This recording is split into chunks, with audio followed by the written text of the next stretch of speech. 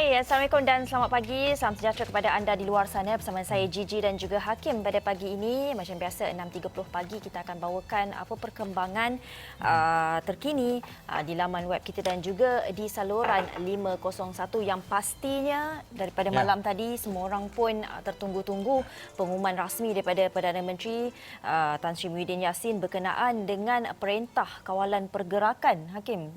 Ya, dan semalam pengumuman yang ditunggu-tunggu di mana Tan Sri Muhyiddin Yassin memutuskan untuk seluruh negara menghadkan pergerakan mulai 12.30 malam ini. Okey, ada beberapa perkara yang perlu kita ketahui mengenai Perintah Kawalan Pergerakan ini. Ini bukan bermakna lockdown ataupun perintah berkurung, tetapi menghadkan pergerakan kita. Nak keluar ke mana-mana ada hadnya dan limitnya. Dan juga ada tempat-tempat yang perlu ditutup seperti sekolah perlu ditutup, tiada tempat ataupun perhimpunan awam boleh diadakan, mass gathering melebihi 50 orang. Dan kalau nak baca ucapan penuh Tan Sri Muhyiddin Yassin ada di laman web astroawani.com. Kita lihat di laman web astroawani.com, perutusan khas Perdana Menteri mengenai COVID-19 ada di laman web astroawani.com. Dan dalam masa sama juga, ini apa perkara yang perlu kita tahu mengenai Perintah Kawalan Pergerakan yang akan bermula esok ataupun tengah malam ini pukul 12 malam. Bermula 18 Mac sehingga 31 Mac. Apa yang pasti 6 perkara telah digariskan dalam kawalan pergerakan itu. Yang pasti semua tempat ibadat ditutup. Anda tidak perlulah pergi ke masjid ataupun ke tempat-tempat ibadat lain untuk sementara waktu ini. Yang penting kita ataupun pengumuman ini adalah untuk mengasingkan diri ataupun untuk merendahkan lengkungan epidemik COVID-19 itu di Malaysia. Okey, apa Perintah Kawalan Pergerakan ini? Kita lihat ada 5 perkara melibatkan Perintah Kawalan Pergerakan ini. Yang pertama, larangan menyeluruh pergerakan dan perhimpunan ramai di seluruh negara. Ini termasuk aktiviti sukan, keagamaan dan juga budaya. Yang kedua, sekatan menyeluruh semua perjalanan rakyat Malaysia dikenakan. Kemudian sekatan terhadap kemasukan pelancong asing ataupun pelawak asing ke dalam negara, penutupan semua institusi pendidikan dan penutupan semua premis kerajaan dan juga swasta kecuali perkhidmatan penting negara ataupun essential services iaitu air, elektrik, tenaga, komunikasi, pengangkutan, minyak, gas, penyiaran. Kita lah tu, keuangan, perbankan, kesihatan, farmasi, bomba lapangan terbang, keselamatan, pertahanan, pembersihan, peruncitan dan juga bekalan makanan. Okey, ini satu laporan yang satu perkara yang agak mengejutkan sebenarnya, tetapi ia perlu dilakukan. Encik Razak. Hakim, mengejutkan tetapi dinanti-nantikan. Ingat sebelum ini, 2-3 hari sebelum ini, ramai yang kata bila nak ada decisive action dari kerajaan, dari kabinet. Nah kau, ini dia.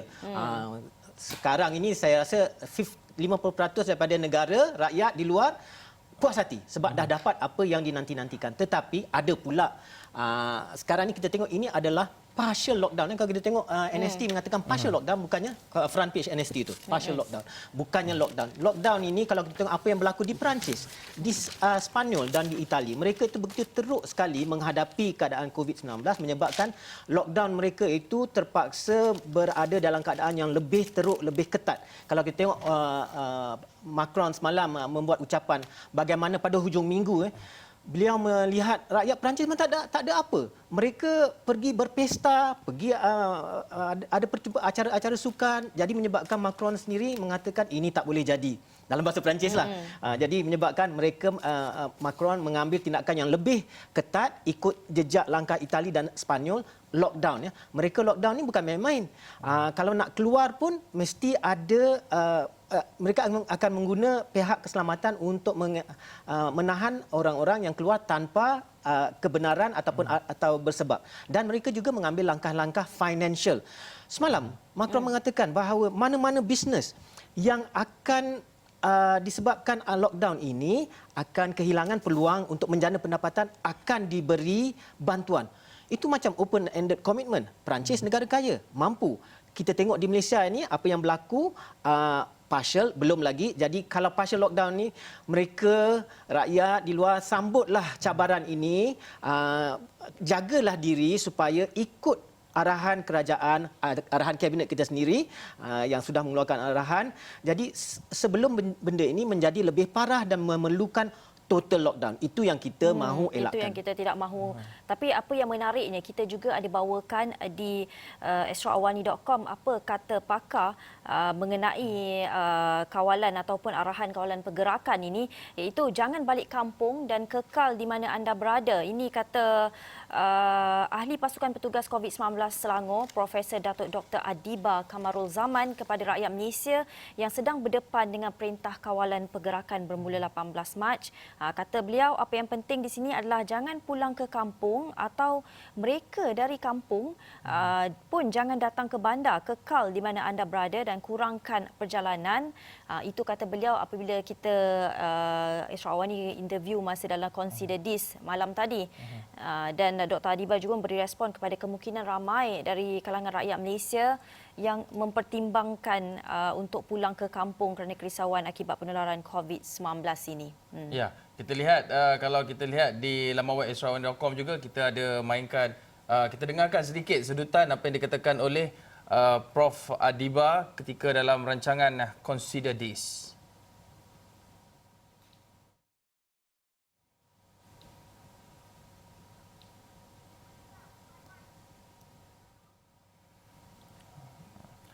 Okey, antara perkara yang disebutkan oleh Prof Adiba adalah untuk anda menggerakkan, menghadkan pergerakan anda, iaitu kalau kita rasakan bahawa inilah saatnya bila dah di kuarantin, dikurung, istilahnya dikurung, waktu terbaik untuk anda keluar ke sana ke sini dengan pelbagai tawaran. Itu bukan satu, it's not a good idea, bukan satu idea yang baik. Sebab itulah Dr. Adiba menyatakan bahawa kita perlu kekal di rumah. Kalau ada rasa-rasa nak balik kampung, jangan balik kampung dulu. Sebab kita mungkin akan transmit dan jadi transporter kepada virus berkenaan. Betul. Dan ada pelbagai cara kita akan bincangkan kemudian nanti. Ini mungkin kita boleh fully utilize teknologi ketika ini untuk kita merapatkan hubungan silaturahim. Tapi apapun pesanannya, jangan balik kampung, kekal di mana anda berada. Jangan melancong, jangan ke mana-mana, kekal di mana anda berada. Inilah yang dimasukkan dengan perintah kawalan pergerakan. Dan apa yang pastinya kita akan bawakan selepas ini pemahaman mengenai perintah kawalan pergerakan itu, dan mungkin ada yang juga bila kita kata 14 hari atau 13 hari itu ada yang dah berkira-kira untuk ke sana ke sini, dan mengapa anda tidak boleh berbuat demikian, kita akan bawakan selepas ini pada jam 7.30 dan juga 8.30 pagi. Seterusnya ini kata KKM bahawa Sekatan Pergerakan bantu KKM mantapkan kawalan tangani COVID-19. Keputusan kerajaan melaksanakan perintah kawalan pergerakan diharapkan dapat membantu KKM untuk memantapkan kawalan bagi menangani penularan COVID-19 yang melanda negara ketika ini. Ini kata pengarah kesihatan Datuk Dr. Nur Hisham Abdullah, dan katanya melalui perintah di bawah Akta Pencegahan dan Pengawalan Penyakit Berjangkit, pihak KKM dapat melaksanakan sekatan pergerakan untuk mengelakkan rangkaian penularan penyakit itu seperti di perhimpunan awam. Cik Razak, macam mana? Kak Gigi, kalau kita tengok apa yang dilakukan ini, ada kuat kuasa, ada provision dalam undang-undang, ya. Jangan main-main. Jadi sesiapa yang mengingkar peraturan, jangan tunggu ada anggota keselamatan, ada polis atau sesiapa saja yang menegur kita. Ini kita ambil langkah kita sendiri sebab kerajaan sudah mengeluarkan arahan. Ini ada kuat kuasa undang-undang, legal basis untuk melakukan perkara ini. Jangan kita jadi sebagai negara-negara di Eropah atau di China. Jadi mereka terpaksa bila kerajaan mengeluarkan arahan, mereka gunakan drone juga untuk mengawal pergerakan. Kita tak mau sampai jadi begitu di sini. Jadi ambillah langkah-langkah kita sendiri. Kau nak balik kampung, inilah musim cuti sekolah kan. Kalau balik kampung pun sekarang tak adalah sawah bendang nak tengok kat belakang rumah, dah tak ada lagi. Dah jadi perumahan saya rasa. Tapi gunakanlah teknologi yang ada untuk mengeratkan silaturahim dengan cara yang lain. Ya, bila bercakap mengenai penggunaan teknologi ni juga, kadang-kadang kita yang selalu pegang telefon pintar ni, pegang tak ada masalah. Menyebarkan benda yang tak pasti itu yang menjadi masalah. Dan antara benda tak pasti adalah mengenai betapa perintah kawalan pergerakan ini digembar-gemburkan sebagai sesuatu sehingga menggambarkannya seolah-olah dalam satu keadaan darurat, tapi itu tidak benar kerana Panglima Angkatan Tentera juga Jeneral Tan Sri Effendi Buang menyatakan bahawa perintah kawalan pergerakan ini langsung tidak melibatkan anggota tentera. Dan kalau ada pun mereka yang bertugas di sempadan, pos-pos kawalan biasa, tapi itu pun kata Jeneral Tan Sri Effendi Buang, mereka juga menghadkan tetapi tidak menjejaskan keselamatan. Maksudnya adalah strategi mereka untuk mengurangkan itu, tetapi kawalan di peringkat sempadan dan di pos-pos ataupun lokasi-lokasi yang selama ini dikawal oleh mereka tetap berlangsung seperti biasa, tetapi perintah kawalan pergerakan ini hanya melibatkan pasukan ataupun pihak Polis Diraja Malaysia PDRM. Dan ini kalau kita lihat kan, ini kata Jeneral Tan Sri Effendi Buang, buat masa ini PDRM akan menentukan semua tugas penguatkuasaan susulan pengumuman perintah itu, dan beliau berkata demikian semalam selepas pengumuman, dan beliau turut menjelaskan pengumuman perintah itu tidak akan menjejaskan operasi serta penugasan pegawai dan anggota di sempadan serta perairan negara. Itu yang paling penting sebenarnya untuk diketahui oleh rakyat Malaysia, bahawa negara kita berjalan seperti biasa, hanya rakyat diperintahkan untuk duduk di rumah, jangan ke mana-mana dalam masa 2 minggu ini. Cik Razak. Okey, kalau kita tengok kuasa undang-undang tetap ada, tetapi tak adalah sampai seserius menggunakan Angkatan Tentera. Tapi kita dah tahu sekarang kita serahkan kebijaksanaan kepada kabinet yang ada. Semalam ada timbullah sedikit kekecohan lah, sebab mungkinlah kita ni para wartawan terlalu mendesak kabinet. Hari ini kita nak memperbaiki balik, merapatkan balik saf kita antara kita dengan pihak pentadbiran dengan pantun. Okey, dan dalam bahasa yang sama, yang paling penting adalah untuk kita tidak melakukan pembelian panik. Ini apabila bercakap mengenai kawalan pergerakan ini, ramai yang mula melakukan pembelian panik. Dan kita juga ada artikel di laman web extraordinary.com yang menyatakan mengapa kita sebenarnya tidak perlu panik ataupun tidak tidak perlu gusar. Ini merupakan salah satu langkah yang diambil untuk mengekang penularan wabak COVID-19. Dan ada di laman web astroawani.com. Saya tak pasti di mana artikelnya. Tak apa. Cik Razak, kalau kita lihat kan, semalam sebelum pengumuman ini berlaku pun, kita boleh tengok tinjauan kita di Twitter, di Facebook. Orang ramai dah share dah. Kat sini dah kosong dah rak ni. Okey, di Tesco, di mana-mana ada dah mula orang berebut-rebut untuk beli. Macam mana ni Cik Razak? Tapi artikel ni rasanya sangat membantu. Belum sampai lagi ke rak-rak dalam pasar raya, tetapi sudah kalau kita tengok jam ke tempat-tempat yang tak pernah jam, rupanya orang sibuk untuk masuk parking untuk pergi ke pasar-pasar raya. Jadi kalau bila masuk tengok apa benda-benda yang hilang, yang sudah kehabisan, pisang rupanya. Jadi adalah urban legend mengatakan kalau makan banyak pisang dapat mencegah COVID. Tapi apa yang tadi saya kata, sebab kita nak berbaik-baik dengan barisan kabinet lah dengan satu pantun ya. Para menteri kini di barisan hadapan. Corona mahkota, wabak penularan. Sebarang kenyataan jangan timbul kegusaran. Negara majmuk, rakyat kepelbagaian. COVID-19 semakin menjadi-jadi. Pelbagai langkah bantu pencegahan. Kalangan wartawan sekadar pemerhati. Maaf terkasar dalam perbualan. Itu tadi. Kalau nak jawab pantun Cik Razak tu, boleh jawablah di social media kita, di YouTube ke atau di awak tak nak jawab ke? di Facebook. Apa yang pasti saya nak bacakan sebenarnya 5 sebab mengapa anda tidak perlu membuat pembelian panik. Yang pertama adalah stok barangan kawalan makanan dan barangan asas mencukupi, kata Perdana Menteri kita Tan Sri Muhyiddin Yassin. Dan jika berlaku lockdown ataupun sekatan keluar masuk, anda masih boleh keluar untuk membeli barangan keperluan saja. Nombor 3, stok akan cukup untuk semua. Jika kita bekerjasama dan menyimpan stok akan merugikan pihak lain. 4, beli berlebihan juga boleh merugikan kerana barangan ada tempoh hayat. Dan 5, pembelian panik mendedahkan pengguna kepada manipulasi dalam pasaran. Kita tak nak dalam keadaan begini harga pula naik. Betul. Okey, saya dah jumpa artikel dia. Ini artikelnya di laman web extraordinary.com. 5 sebab mengapa anda tidak perlu membuat pembelian panik. Ini 5 sebabnya. Tadi Zizi dah sebutkan, anda boleh baca. Hanya Google ataupun cari 5 sebab di Extra Awani, anda akan dapat artikel ini. Ini antara apa 5 perkara penting tersebut seperti disebutkan tadi. Tapi saya rasa kan tadi sambil-sambil Gigi tengah buat ni, saya rasa saya ada nak balaslah pantun. Ada nak balas pantun. Sempat awak. Okey. Dulu bebas, kini ada sekatan. Keluar rumah hanya bila berkeperluan. Pergerakan harian perlu dikurangkan. Peluang keemasan, suburkan hubungan.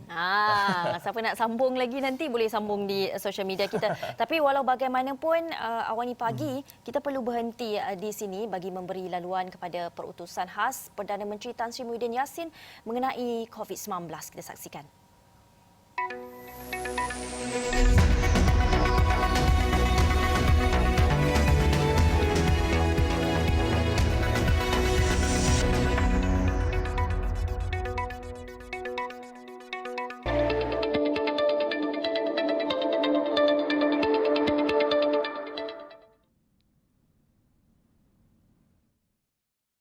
Assalamualaikum warahmatullahi wabarakatuh dan salam sejahtera saudara-saudari rakyat Malaysia yang saya kasihi.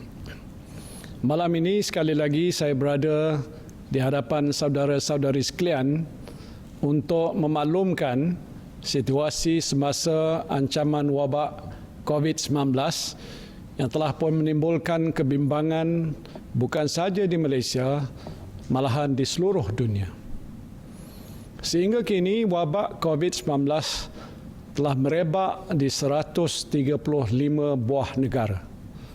Seramai 162,711 orang telah pun disahkan positif COVID-19 ini di seluruh dunia. Daripada jumlah ini, seramai 6,443 orang telah meninggal dunia. Di Malaysia telah berlaku peningkatan kes COVID-19 secara mendadak, iaitu 190 kes semalam, disusuli 125 kes baru pada hari ini, menjadikan jumlah keseluruhan individu yang dijangkiti wabak ini adalah sebanyak 553 orang. Daripada jumlah tersebut, seramai 511 orang sedang pun dirawat di hospital, manakala 42 orang telah pun pulih. Kerajaan memandang serius situasi semasa ancaman virus berbahaya ini, terutamanya perkembangan gelombang yang kedua. Keutamaan kerajaan kita pada masa ini adalah untuk mencegah penularan baru wabak ini yang dibimbangi akan menjangkiti lebih ramai rakyat. Situasi semasa wabak ini memerlukan tindakan drastik diambil bagi memulihkan keadaan secepat mungkin. Dan untuk itu kerajaan memutuskan untuk melaksanakan Perintah Kawalan Pergerakan mulai 18 Mac 2020 iaitu lusa hingga 31 Mac 2020 di seluruh negara. Perintah kawalan ini dibuat di bawah Akta Pencegahan dan Pengawalan Penyakit Berjangkit 1988 dan Akta Polis 1967. Perintah Kawalan Pergerakan ini meliputi pertamanya ialah larangan menyeluruh pergerakan dan perhimpunan ramai di seluruh negara, termasuklah aktiviti keagamaan, sukan, sosial dan juga budaya. Dan untuk menguatkuasakan larangan ini, semua rumah ibadat dan premis perniagaan hendaklah ditutup, kecuali pasar raya, pasar awam, kedai runcit dan kedai serba nikah yang menjual barangan keperluan harian.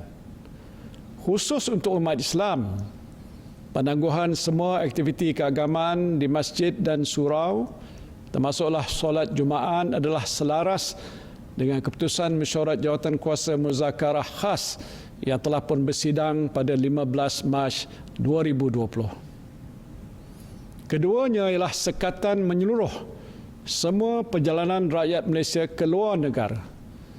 Bagi yang baru pulang daripada luar negara, mereka dikandaki menjalani pemeriksaan kesihatan dan melakukan kuarantin secara sukarela atau dalam bahasa Inggerisnya self-quarantine selama 14 hari. Ketiga, sekatan kemasukan semua pelancong dan pelawat asing ke dalam negara. Keempat ialah penutupan semua taska, sekolah kerajaan dan swasta, termasuklah sekolah harian, sekolah berasrama penuh, sekolah antarabangsa, pusat tahfiz dan lain-lain institusi pendidikan rendah, menengah dan pra-universiti. Kelima ialah penutupan semua institusi pendidikan tinggi, IPT awam dan swasta, serta institut latihan kemahiran di seluruh negara. Dan keenam, penutupan semua premis kerajaan dan swasta kecuali yang terlibat dengan perkhidmatan penting negara ataupun essential services, iaitu air, elektrik, tenaga, telekomunikasi, pos, pengangkutan, pengairan, minyak, gas, bahan api, pelincir, penyiaran, keuangan, perbankan, kesihatan, farmasi, bomba, penjara, pelabuhan, lapangan terbang, keselamatan, pertahanan, pembersihan, peruncitan dan bekalan makanan. Saya sedar bahawa saudara dan saudari mungkin merasakan bahawa tindakan yang diambil oleh kerajaan ini menimbulkan kesulitan, kesukaran untuk saudara-saudari menjalani kehidupan seharian. Namun tindakan ini mesti diambil oleh kerajaan untuk membendung penularan wabak COVID-19 yang berkemungkinan meragut nyawa rakyat negara kita ini. Kita telah melihat peningkatan wabak COVID-19 secara mendadak daripada puluhan orang yang dijangkiti virus ini kepada ribuan orang dalam satu masa yang begitu singkat di beberapa buah negara lain. Sudah pasti saudara dan saudari tidak mahu keadaan yang sama berlaku di negara kita. Kita tidak boleh menunggu lebih lama sehingga keadaan menjadi lebih meruncing, dan tindakan drastik perlu diambil dalam kadar yang segera untuk menyekat penularan wabak ini dengan cara menghadkan pergerakan orang ramai. Dan inilah satu-satunya cara untuk kita mengelakkan lebih ramai rakyat negara ini dijangkiti wabak yang boleh meragut nyawa. Saya harap saudara-saudari dapat bersabar menghadapi dugaan ini. Jangan panik, juga jangan rasa cemas, dan sentiasalah bertenang. Saya percaya dengan langkah-langkah sekatan pergerakan yang dilaksanakan oleh kerajaan ini, kita mampu menyekat penularan wabak ini dalam masa yang terdekat. Kita telah melihat beberapa buah negara yang mengambil langkah yang agak drastik untuk mengawal penularan wabak ini, seperti negara China yang telah menunjukkan penurunan mendadak kes-kes jangkitan COVID-19 ini. Saya juga ingin memberikan jaminan bahawa bekalan bahan-bahan makanan, keperluan harian dan juga penjagaan kesihatan, termasuklah toping muka, adalah mencukupi. Saya telah pun mengarahkan Kementerian Perdagangan Dalam Negeri dan Hal Ehwal Pengguna agar sentiasa memantau situasi bekalan makanan dan keperluan harian di pasaran di sepanjang tempoh Perintah Kawalan Pergerakan ini berkuat kuasa. Saya merayu kepada saudara dan saudari agar sentiasa mematuhi Perintah Kawalan Pergerakan ini. Ini adalah tanggungjawab kita bersama yang mesti kita laksanakan sebagai rakyat yang prihatin terhadap keluarga kita, masyarakat kita dan negara kita. Saya juga ingin memaklumkan bahawa sidang khas Majlis Keselamatan Negara akan bermesyuarat setiap hari untuk memantau dan mengawasi situasi wabak COVID-19 ini. Saya sendiri akan mempromosikan mesyuarat ini dan juga memaklumkan kepada saudara-saudari perkembangan situasi wabak COVID-19 dari semasa ke semasa. Jika saudara dan saudari mempunyai sebarang pertanyaan berhubung dengan Perintah Kawalan Pergerakan, saudara-saudari boleh menghubungi Pusat Pengurusan Operasi Negara di talian hotline. Nombornya 03-8888-2010. 03-8888-2010 bermula jam 12 tengah hari esok. Saya mengambil kesempatan ini untuk mengucapkan jutaan terima kasih kepada semua petugas kesihatan, penjawat awam dan semua pihak yang telah bertungkus lumus bekerja siang dan malam untuk membendung wabak ini. Saya berdoa agar saudara dan saudari sekalian akan terus cekal dan tabah dalam menjalankan tugas untuk negara demi memastikan keselamatan dan kesejahteraan rakyat di negara ini senantiasa terpelihara. Akhir sekali, saya berdoa agar saudara dan saudari sekalian senantiasa diberikan perlindungan oleh Allah Subhanahu wa taala. Wabillahi taufiq wal hidayah. Assalamualaikum warahmatullahi wabarakatuh.